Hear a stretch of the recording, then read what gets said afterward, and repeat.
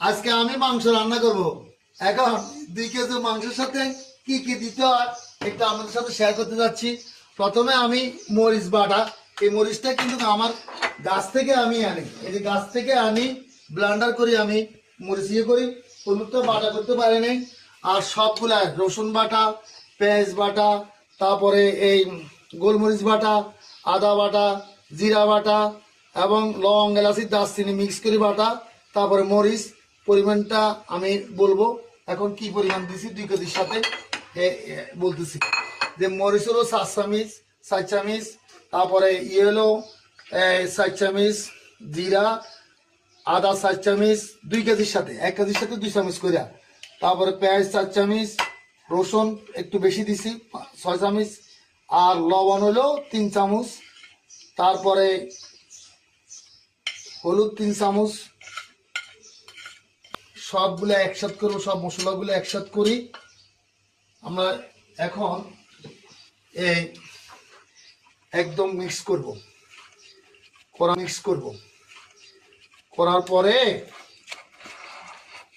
Flavour আসার জন্য আর একটু আসার জন্য আমি রসুন, গোটা রসুন এবং পেঁয়াজ, গোটা পেঁয়াজ দিয়ে একটু ভাগ করে নিলাম, নিয়ে আমি মিক্স করতেছি কইরা।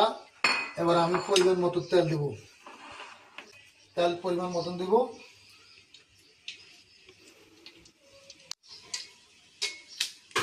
দিতেছি আমি এগুলা একটু গরম হওয়ার জন্য অপেক্ষা করতেছি। এখন তেল গরম হওয়ার পরে এখন আমি আমার এই মশলাগুলা দিচ্ছি।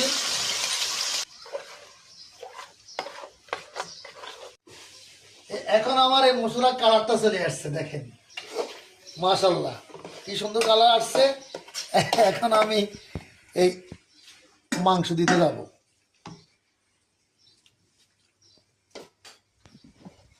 দেখেন মাংসটা আমার খুব ফ্রেশ, আলহামদুলিল্লাহ। নতুন একটা ভিডিও করে দিলাম, দেখেন কালার দেখেন ইনশাআল্লাহ। এখন আমার একটু ঢাকনা দিয়ে রাখবো কতক্ষণ, তারপরে আমি এটার মধ্যে পরিমাণ মতন গরম পানি সিদ্ধ করে রেখেছি, এই গরম পানি দেব। মাংসের কালার দেখেন, মাংস প্রায় মোটামুটি হয়ে গেছে ইনশাআল্লাহ। দেখেন মাংসর কালারটা দেখেন এবং গ্রান কি, আমি নিজে আগে পরীক্ষা করে দেখবো যে হয়েছে কিনা। আমি ভালো বললে সবাই ভালো বলতে হবে। হেবি আপনাদের সবাই দাওয়াত, সবাই আমার হাতে রান্না খাবেন ইনশাল্লাহ, দাওয়াত রইল। আল্লাহ শুকরিয়া।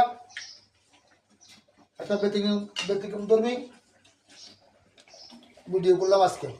আমরা এখন এই রান্না করা মাংস খাইতেছি, দেখেন কালারটা মাশাআল্লাহ সেরকম স্বাদটাও সেরকম ইনশাল্লাহ।